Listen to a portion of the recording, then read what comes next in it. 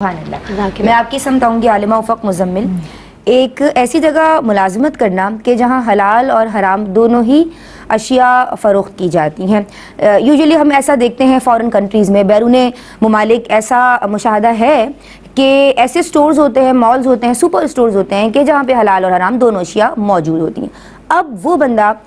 یا وہ شخص جو وہاں پہ موجود ہے اور خرید و فروخت کا معاملہ وہاں ہو رہا ہے، تو جناب حلال اور حرام دونوں اشیاء فروخت کرنا کیا حکم شرع ہوگا؟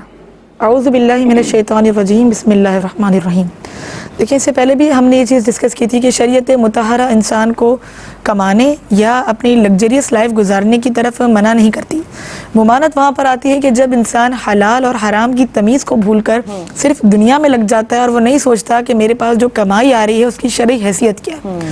تو یہ ایسے مقامات جو ہوتے ہیں، اب اس میں دو کیٹیگریز بناؤں گی۔ کچھ سٹورز وہ ہوتے ہیں جہاں پر فقط حرام چیزیں ہی بک رہی ہیں، یعنی وہاں پر شراب ہے، خنزیر ہے، جو چیزیں ذکر کی گئی کہ یہ ایک مسلمان کے لیے جن کی خرید و فروخت حرام ہے، ایسا سٹور ہے تو وہاں پر تو مطلقاً کام کرنا ہی ناجائز ہوگا، کیونکہ یہاں حلال کا کوئی آپشن ہی نہیں ہے۔ اب باری آتی ہے وہ سوال کی، اگر حلال اور حرام دونوں ہے، جیسا کہ عام طور پہ یہی ہوتا ہے، تو ایسی صورت میں جو حرام کا ریک رکھا ہوا ہے کہ جہاں پر سیلز میننگ کر رہے ہوتے ہیں لوگ کھڑے ہوئے ہوتے ہیں، تو وہاں پر مسلمان کھڑا نہیں ہو سکتا سیلز میننگ کے لیے، یعنی اگر اس کو سیلنگ کرنی بھی ہے تو وہ حلال چیزوں کے پروڈکٹ کے پاس کھڑا ہو کر سیلنگ کر سکتا ہے۔ یعنی یہاں پر ممانعت اس کے اوپر یوں نہیں آئے گی کہ اس اسٹور کے اندر چونکہ حرام چیزیں ہیں تو اس کی پوری کمائی حرام ہو جائے گی، ایسا نہیں ہوگا۔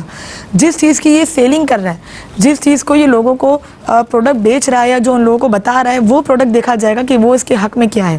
اگر وہ پروڈکٹ حلال ہے تو چاہے اسٹور میں حرام چیزیں بھی پڑی ہوں، اس کی کمائی حلال ہوگی، اور اگر وہ پروڈکٹ حرام ہے اور وہاں پر مسلمان کھڑا ہو کے سیلنگ کر رہا ہے، بائنگ کر رہا ہے، تو یہ شرعی طور پہ بالکل ناجائز ہوگا۔ اور ایسی صورت میں ہم بالکل اجازت نہیں دے سکتے کہ دوسرے ممالک میں جو ینگ جنریشن جاتی ہے شوق میں کہ ہم گھومیں گے پھریں گے، ملک دیکھیں گے، پھر وہاں پھنس جاتے ہیں تو ایسی جگہوں پر جاب کرنا شروع کر دیتے ہیں، یعنی ان کو یہ نالج نہیں ہوتی کہ یہ چیز ہمارے حق میں حلال ہے یا نہیں۔ یہ جو پیسہ اس کے ذریعے ان حرام چیزوں کو بیچ کر حاصل ہوگا وہ قطعی طور پر حرام رقم ہوگی، اور اس رقم کا استعمال کرنا بھی ان کے حق میں ناجائز ہوگا۔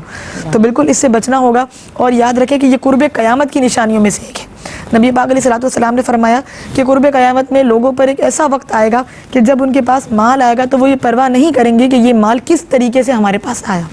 تو ایسے لوگ سوچیں اس بات کو کہ وہ قرب قیامت کی نشانیوں کا ایک ذریعہ بن رہے ہیں یا اس کے اندر شامل کیے جا رہے ہیں کہ جو ناجائز اور حرام معاملات کے ذریعے مال کماتے ہیں، اور پھر ان کو فکر نہیں ہوتی کہ یہ مال ہمارے بچوں کے پیٹ میں جا رہا ہے یا ہمارے عیال اس سے پل رہے ہیں۔ تو بالکل جاب کرنے سے پہلے سوچنا چاہیے، اگر ایسے مقام پر پھنس گئے تو واپس اپنے ملک آ جائیں۔ ایسے مقام پر رہ کر حرام اور ناجائز مال کو کمانے کی کوئی شرعی طور پہ اجازت ان کو نہیں ہوگی۔